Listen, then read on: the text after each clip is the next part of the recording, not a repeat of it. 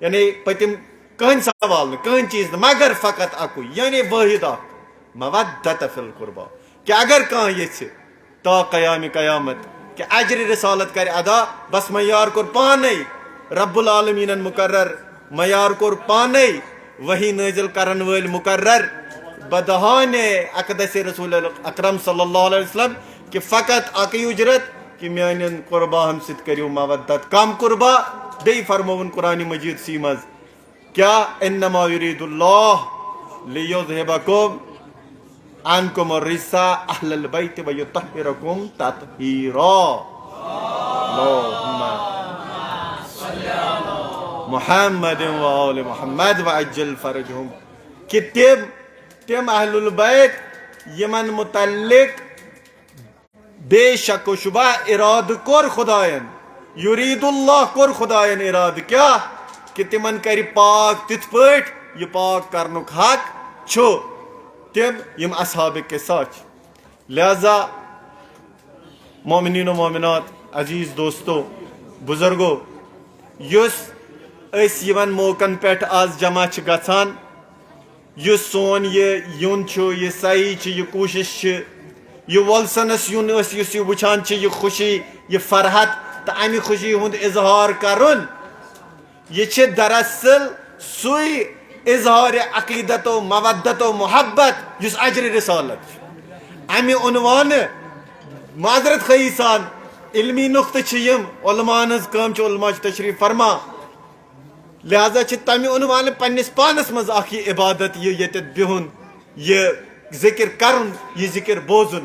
تو یقیناً گژھِ گرماون سانن دلن تمن ہندن دلن یمن دلن مز راسخ آسے عشق محمد رسول اللہ صلی اللہ علیہ وسلم یمن دلن مز راسخ آسے رسول خدا سندس رب سند عشق تمے دل چھ اہل بیتن ہندے عشق ست رنزون یوان خوشی محسوس کران فرحت محسوس کران اس کرو شکر تو ثنا تس ذات پاکس یم اس یہ توفیق عنایت کور یم اس یہ توفیق دیت کہ اخ یہ مجلس کرو برپا پتہ یمن مجلسن مز کرو شرکت تو یہ نیاز دنیاوی و اخروی کرو حاصل اس سٹھا خوشی کہ آز بے اکہ لٹہ حسب روایت حسب عمل قدیم یس یہ خیمہ حسینی سجاون یوان آز یت موقع پہ تو آز بے اس امیک ساز کورمت حسینی خدمت گار کمیٹی محلہ سید افضل زڑی بل تہ تمام عزیز مہمانن وسہ ونجہ مبارکباد تہ ونان تو استقبال تہ کران اس سٹھی شکر گزار پنن عزیز مہمانن ہند یمن اس وقت وقت دعوت دیوان یم دعوتس لبیک کرت تشریف انان تو یہ مومنن ہندن دلن راحت بخشنک سامان مہیا کران اللہ تعالیٰ کرن ساری صحیح قبول یہ دستور سانن مجالسن ہند کہ سانہ مجالس شروع گژھان ذکر خدائی ست تمہ کلام ست اس خدا صبن کلام بزبان رسول اکرم صلی اللہ علیہ وسلم اس ادا گو یعنی تلاوت قرآن کریم بکر گزارش اس عاقب حسین صاحب برادر تشریف فرما عاقب صاحب سے گزارش تم کرن سعادت حاصل تلاوت کلام اللہ بر محمد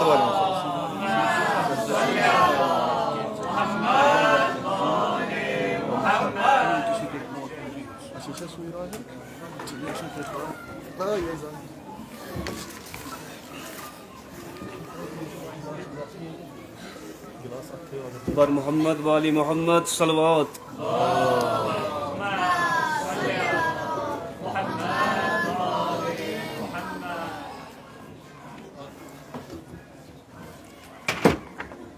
اعوذ باللہ من الشیطان الرجیم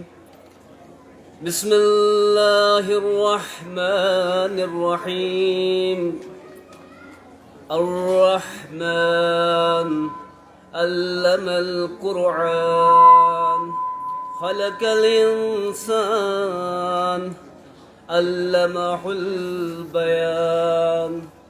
الشمس والقمر بحسبان والنجم والشجر يسجدان والسماء فأحاب وضع الميزان ألا تطغوا في الميزان وأقيموا الوزن بالقسط ولا تخسروا الميزان والأرض وضعها للأنام فيها فاكهة ونخل ذات الأكمام والحب ذو العصف والريحان فبأي آلاء ربكما تكذبان خلق الإنسان من صلصال كالفخار وخلق الجان من مارج من نار فبأي آلاء ربكما تكذبان رب المشرقين ورب المغربين فبأي آلاء ربكما تكذبان مرج البحرين يلتقيان بينهما برزخ لا يبغيان فبأي آلاء ربكما تكذبان يخرج منهما اللؤلؤ والمرجان فبأي آلاء ربكما تكذبان وله الجوار المنشآت في البحر كالأعلام فبأي آلاء ربكما تكذبان كل من عليها فان ويبقى وجه ربك ذو الجلال والإكرام فبأي آلاء ربكما تكذبان يسأله من في السماوات والأرض كل يوم هو في شأن فبأي آلاء ربكما تكذبان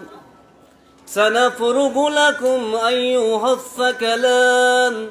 فبأي آلاء ربكما تكذبان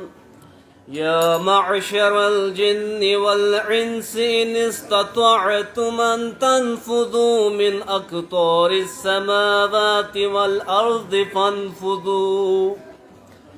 لا تنفذون إلا بسلطان فبأي آلاء ربكما تكذبان يرسل عليكما شواظ من نار ونحاس فلا تنتصران فبأي آلاء ربكما تكذبان فإذا انشقت السماء فكانت وردة كالدحان فبأي آلاء ربكما تكذبان فيومئذ لا يسأل عن ذنبه إنس ولا جان فبأي آلاء ربكما تكذبان يعرف المجرمون بسيماهم فيأخذوا بالنواصي والأقدام فبأي آلاء ربكما تكذبان هذه جهنم التي يكذب بها المجرمون يطوفون بينها وبين حميم آن فبأي آلاء ربكما تكذبان ولمن خاف مقام ربه جنتان فبأي آلاء ربكما تكذبان ذواتا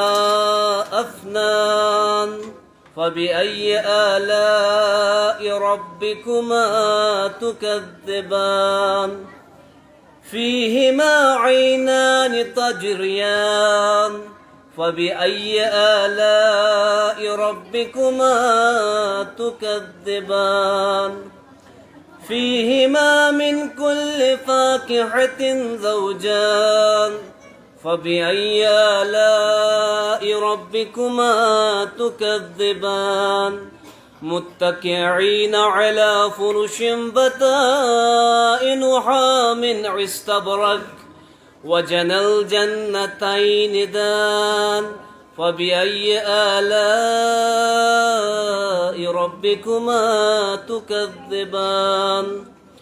فيهن قاصرات الطرف لم يطمثهن إنس قبله ولا جان فبأي آلاء ربكما تكذبان كأنهن الياقوت والمرجان فبأي آلاء ربكما تكذبان هل جزاء الإحسان إلى الإحسان فبأي آلاء ربكما تكذبان ومن دونهما جنتان فبأي آلاء ربكما تكذبان مدحامتان فبأي آلاء ربكما تكذبان فيهما عينان نضاختان فبأي آلاء ربكما تكذبان فيهما فاكهة ونخل ورمان فبأي آلاء ربكما تكذبان فيهن خيرات حسان فبأي آلاء ربكما تكذبان حور مقصورات في الخيام فبأي آلاء ربكما تكذبان لم يطمثهن إنس قبله ولا جان فبأي آلاء ربكما تكذبان متكئين على رفرف خضر وعبكري حسان فبأي آلاء ربكما تكذبان تبارك اسم ربك ذي الجلال والإكرام صدق الله العلي العظيم بر محمد